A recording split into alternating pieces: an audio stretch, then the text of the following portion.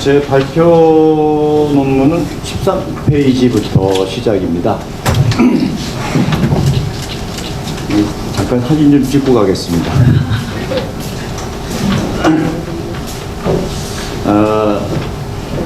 만해 관련해서는 몇 편의 연구 논문을 쓰면서 항상 궁금했던 점이 있었어요.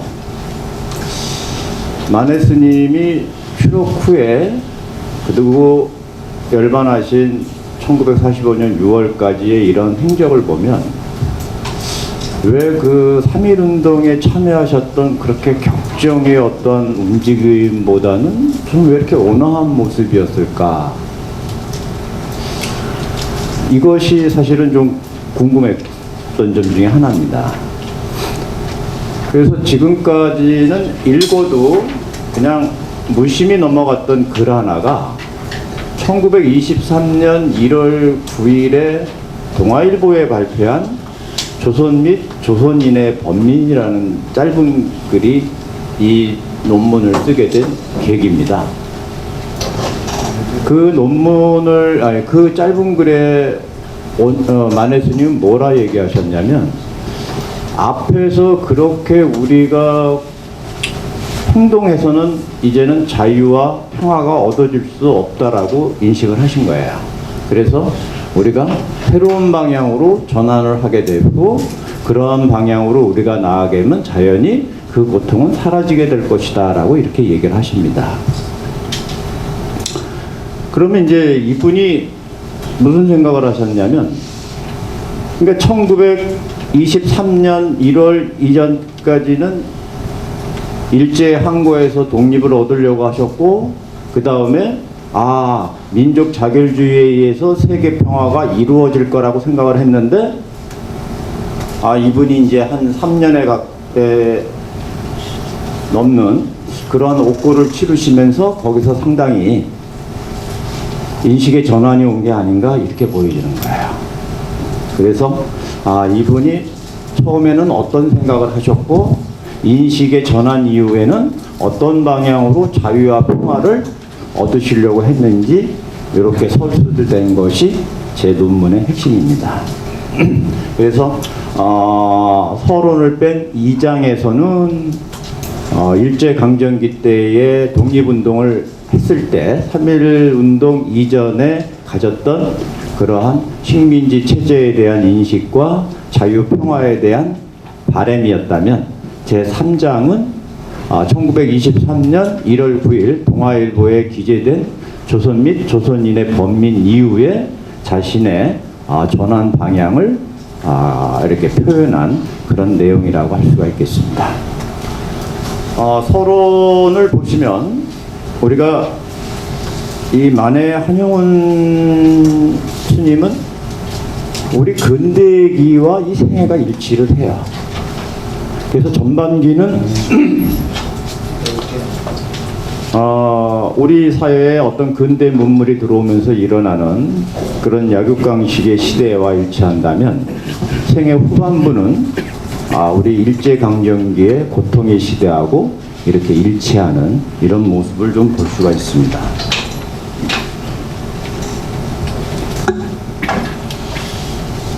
그래서 이러한 생애를 통해서 만해 스님이 가졌던 자유에 대한 열망이 무엇이고, 또 인식의 전환 이후에 그런 자유에 대해서 어떻게 희망을 했는지를 좀 살펴보려고 합니다. 발표문 15페이지가 되겠습니다. 만해 스님은 많은 글을 통해서 일제 식민지에 대한 고통의 문제를 4가지로 이렇게 제안을 표현을 하고 있습니다. 첫 번째가 이제 정치적인 고통, 두 번째가 이제 경제적인 고통, 그 다음에 사회 문화적인 고통. 그래서 이제 정치적인 고통은 아무래도 이제 주권 침탈에 의한 그런 내용이 되겠습니다. 그래서 여러분들 15페이지 두 번째 단락이겠습니다. 잠깐 좀 읽어보겠습니다. 식민지 지배의 고통을 다음과 같이 지적하였다. 정치적 고통은 주권 상실이다. 하고 싶은 것을 할 수 없는 속박의 시대이다. 통제와 억압이 난무하여 모든 면에서 자유가 없는 암흑의 세계이다. 자유가 없어 눈과 입이 제 역할을 하지 못하고 있다. 그런 상황에 놓아놓고 일제는 한국 내에 자국민을 증가시키고 한국을 중국 침략의 징검다리로 이용하려는 정치적 술색을 펴고 있다. 이렇게 생각을 하고 계셨던 것 같아요. 그 다음에 이제 경제적 고통은 수탈이죠. 그래서 만해 한용운 스님은 그런 수탈에 의해서 우리의 소장인들의 그러한 어려움과 이런 소작인들이 더 이상 국내에서 농사를 못 짓고 만주로 이주하는 그런 어려움을 말씀을 하고 계십니다. 16페이지 중간쯤 보게 되면 이제 사회문화적 고통으로는 종교와 교육을 들고 계십니다. 종교는 여러분 잘 알다시피 1911년 6월에 사찰령을 제정을 하죠. 그 다음에 그해 9월에 시행령을 발표를 해서 이제는 한국 불교가 전적으로 일제의 통제 속에 들어가게 됩니다. 그래서 1908년 한국 불교 내에서 자체적으로 생겨났던 원종과 조동족의 맹약에 반대해서 만해 스님을 비롯해서 설립된 임재종이 1912년 6월에 이제 해체를 합니다. 그래서 그러한 종교적인 통제나 억압에 대해서 고통으로 이렇게 얘기를 하시고요. 그 다음에 이제 교육도 이제 하는데, 그래서 이 문제를 쓰면서 일제강점기 때 한국에 이주해서 산 일본인들이 대략 몇 명이나 됐을까 한번 조사를 해보니까 한 80만 명 내외 되는 것 같아요. 근데 이제 정확한 숫자는 뭐 여기서 표기를 안 했는데 그 80만 명에 대해서 세운 일본인 전용 학교가 상당히 많아요. 그래서 한국인이 입학할 수 있는 학교에 비해서 훨씬 인구 비율로 따지면 일본인이 입학할 수 있는 학교가 훨씬 많은 겁니다. 더 나아가서 초등고등학교를 넘어서 중등 고등으로 가게 되면 훨씬 많게 되는 거죠. 그래서 만해 스님은 이러한 불평등에 대해서 상당히 지적을 많이 하셨고요. 그런 다음에 이제 또 한 가지는 뭐냐면 교육의 질적 문제입니다. 그러니까 식민지 지배를 하면서 교육을 안 할 수는 없으니까 교육 체계를 이끌고 가되 그다지 그렇게 이 나라가 잘 되라고 성심성의껏 교육할 수는 안 하겠죠. 그래서 그런 교육의 질적인 문제. 나중에 이제 결국은 이러한 문제를 해결하기 위해서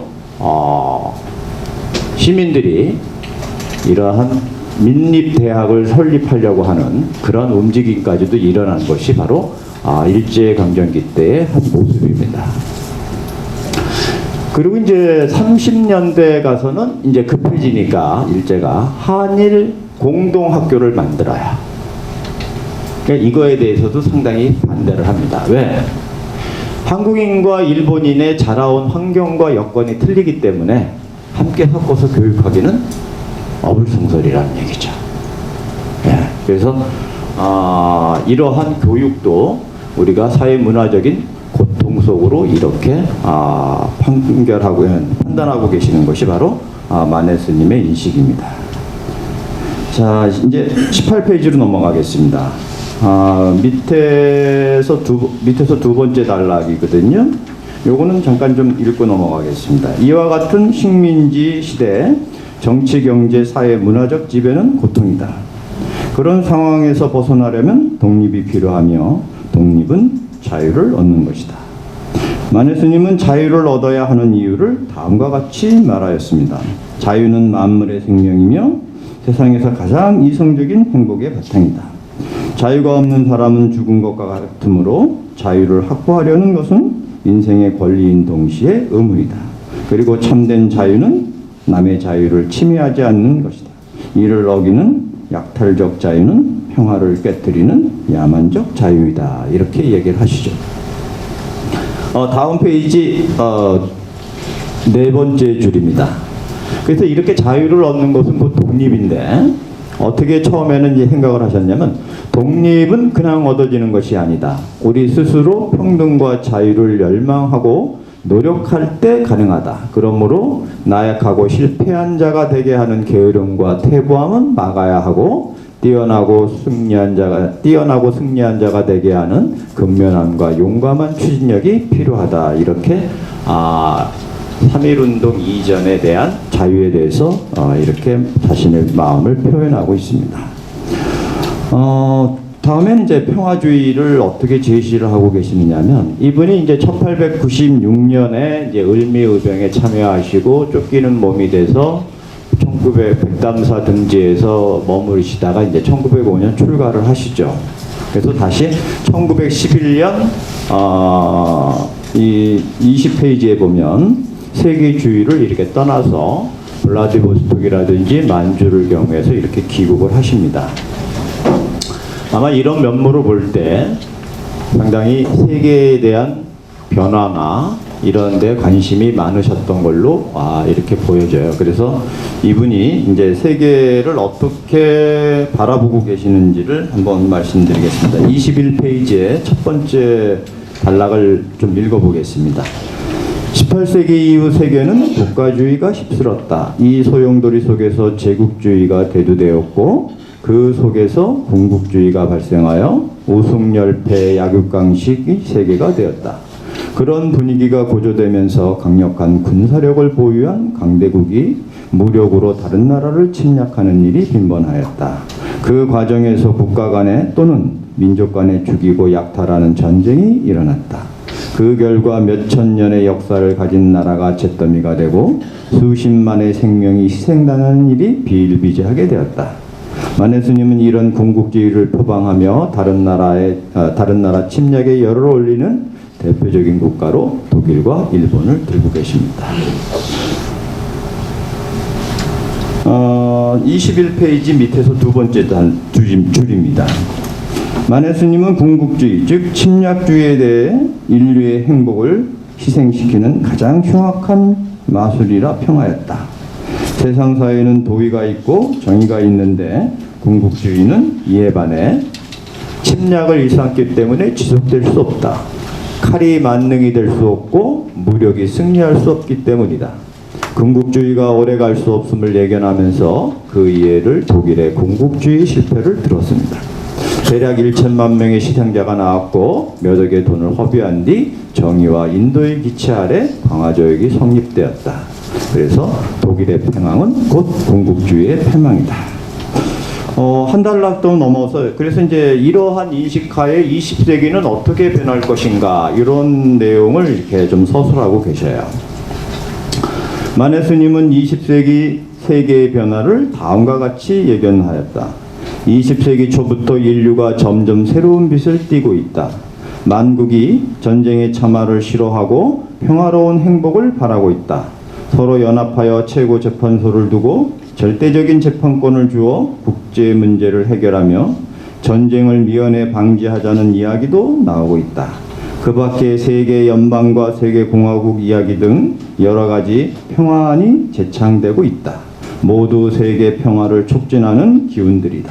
따라서 현재부터 미래의 대사는 침략주의가 멸망하고 자존적 평화주의가 승리하게 될 것이다. 이렇게 예견을 하시면서 아마 3.1운동에 참여하시고 한국의 독립과 세계의 평화를 이렇게 바라셨던 것 같아요.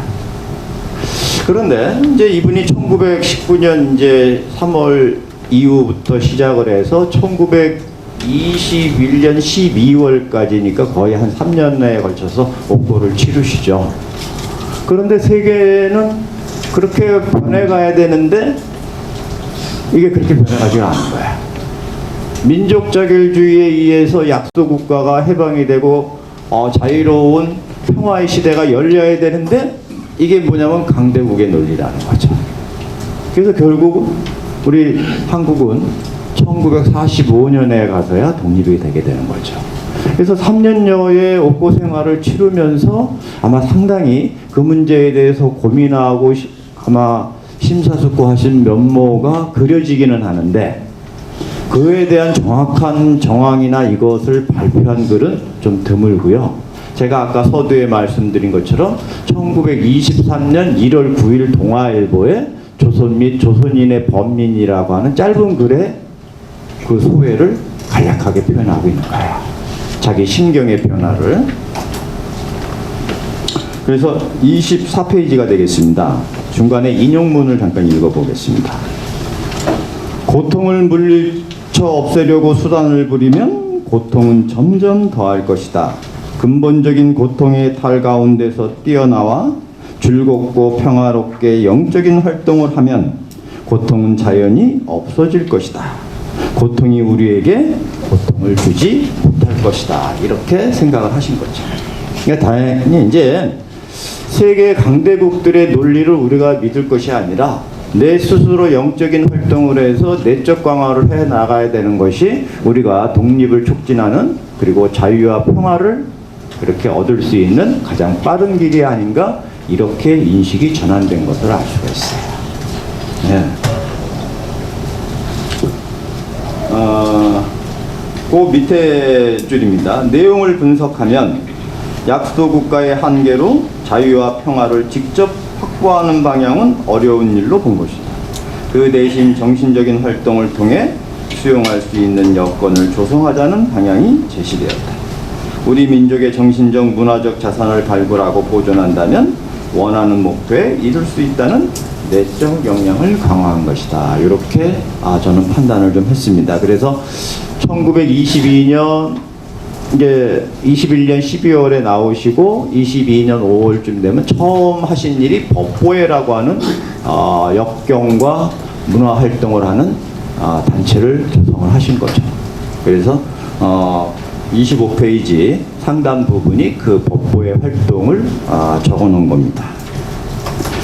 그런 다음에 이제 이분이 본격적으로 불교의 어떤 문화적 가치와 역사적 가치에 대한 조명을 활발하게 하셔야. 그래서 1926년 건봉사 주지 스님인 이대현 스님의 제안을 받고 26년부터 시작을 해서 건봉사 본말사지를 사실 편집하기 시작을 합니다. 26페이지에 가보시면 이제 그런 활동을 하게 된 본인의 심사가 거기에 나와 있습니다. 한번 읽어보겠습니다. 조선 각 사찰의 사적 기록은 완벽히 적을 뿐 아니라 단편적으로 보존된 기록도 너무나 기적을 초월하여 황탄에 가깝다. 그리고 문식에 기울어 사실이 적어 실로 사적 가치를 가진 것이 적다. 그러나 지금의 사찰의 역사를 편찬하고자 하는 자는 불완전하마 사찰의 고기록을 참고한 외에 다른 방도가 없다. 나도 그런 고기록을 참고하여 편찬하였으며 기적보다 상사를 중요하고 문식을 폐하고 사실만을 기록하여 역사적 본질에 치중하였다 해서 이렇게 하시고 계십니다.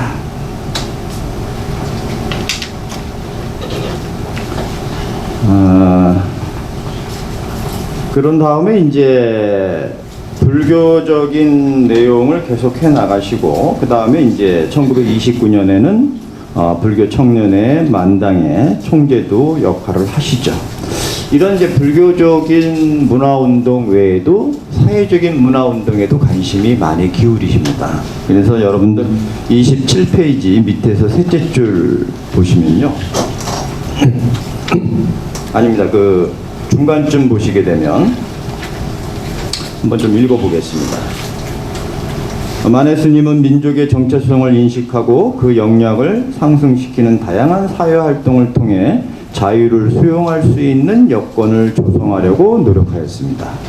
1926년 11월 조선어 연구회는 훈민정음 반포 480주년을 맞아 기념식을 거행하면서 한글날을 각야날로 정하고 쉬운 우리말 쓰기를 권장하였습니다. 그리고 세종대왕 업적을 널리 알리기 위해 공덕비 건립과 전기의 발간을 계획하였습니다.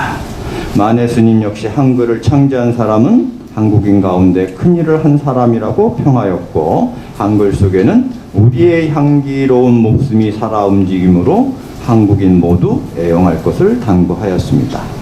그 후 1933년 한글 맞춤법 통일안이 나오자 이 업적은 한글 학자들이 몇 년 동안 노력한 결과물로서 민족의 소중한 자산임을 강조하였습니다. 이어 한글로 된 교과서 제작, 언론기관과 일반 문필가들의 한글 활용, 그리고 한글 강습회와 같은 대중교육 등 다양한 보급 방안을 좀 제시하셨습니다. 그 외에도 뭐 사회단체 설립이라든지 이런 데 적극적으로 자신의 지지를 표하는 그런 글들을 발표하셔가지고 아마 이런 문화적인 활동을 통해 내적 역량 강화를 꾸준히 지속하신 것을 우리가 알 수가 있습니다. 28페이지 이제 약소국가 평화주의 구현 방향입니다. 그 단락을 좀 읽어보도록 하겠습니다. 만해 스님은 3.1운동에 참여할 때 평화주의가 정착되어 세계를 상스럽게 할 수 있는 시기로 보았던 것 같아요. 그런 인식을 토대로 평화에 대한 인생의 행복으로 정의를 합니다. 따라서 평화를 잃은 자는 자유가 없어 가장 큰 고통을 겪게 되므로 세상의 가장 이상적인 행복은 자유가 바탕이 된 평화에 있다고 이렇게 말씀을 하십니다. 29페이지 중간에서 조금 밑단락입니다.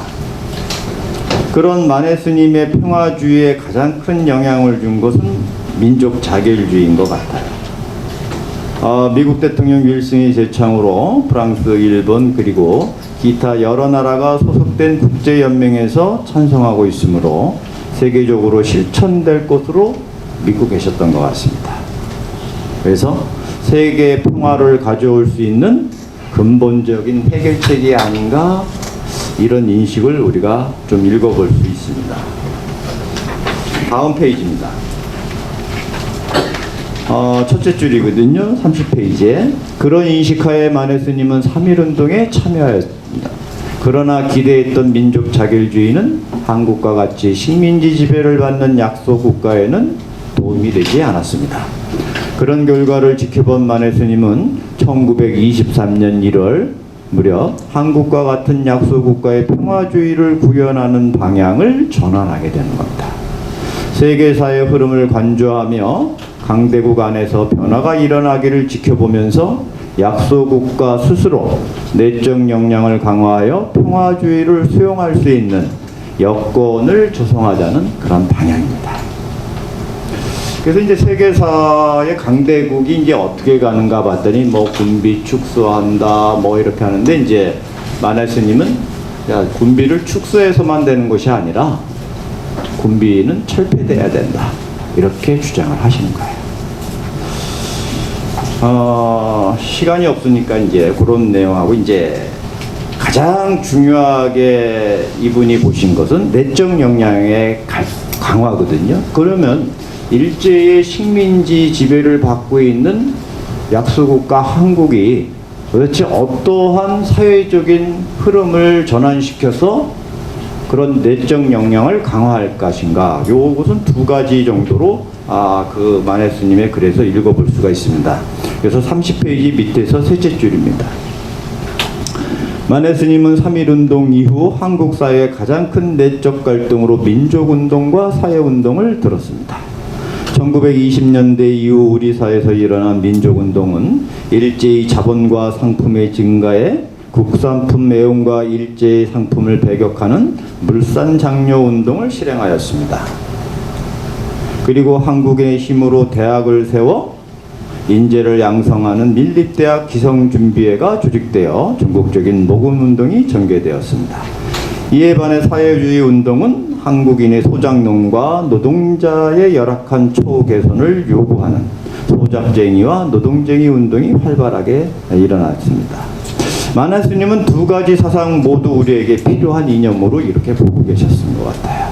그래서 양측의 활동 목표가 민족이라고 하는 민족의 독립이라는 점에서 이제 같다고 파악을 하셨고, 그래서 두 가지가 조화롭게 이루어져야 되지 않나 이렇게 여겼었던 것 같아요. 31페이지 중간쯤입니다. 다음은 사회 구성원 간에 존재하는 차별의식이 해소돼야 된다라고 이렇게 보셨던 것 같아요. 이것은 평등의 세계를 의미합니다.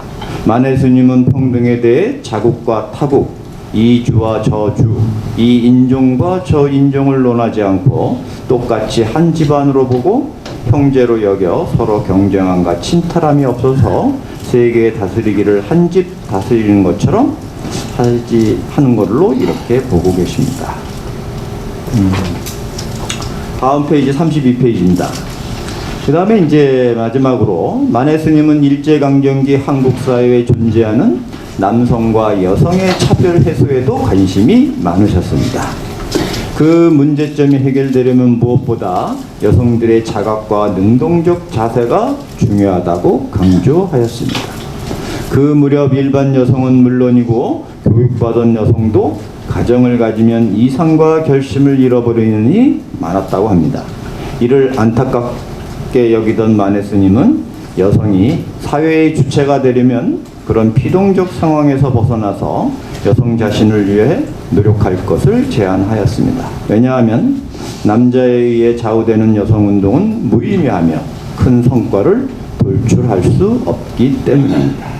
물론 이런 문제 말고도 뭐 제만제일동포, 뭐 한국 청룡 문제, 이렇게 여러 가지 사회 문제에서 차별적인 요소를 우리가 해결하자는 그러한 노력을 권고한 것으로 볼 수가 있습니다. 결어 부분은 뭐 지금까지 내용을 요약을 해보면 1919년 3.1운동에 참여하셨던 것은 우리의 그런 능동적인 활동으로 독립인 자유와 평화가 얻어질 거라고 이렇게 만해스님은 생각하고 3.1운동에 참여를 하셨는데 민족 자결주의에 의한 세계의 평화는 강대국의 논리로 치우쳐버리고 그러면서 3년여에 가까운 옥고를 치르시면서 약소국가인 한국이 자유와 평화를 얻기 위해서는 그 방향이 전환돼야 되고 결국 가장 우리가 강조하고 주안점을 줘야 될 것은 스스로의 노력에 의한 내적 강화가 아닌가 이렇게 판단하시면서 자신의 자유와 평화주의에 대해서 마무리를 하셨던 것 같습니다. 네, 이상 발표를 마치겠습니다.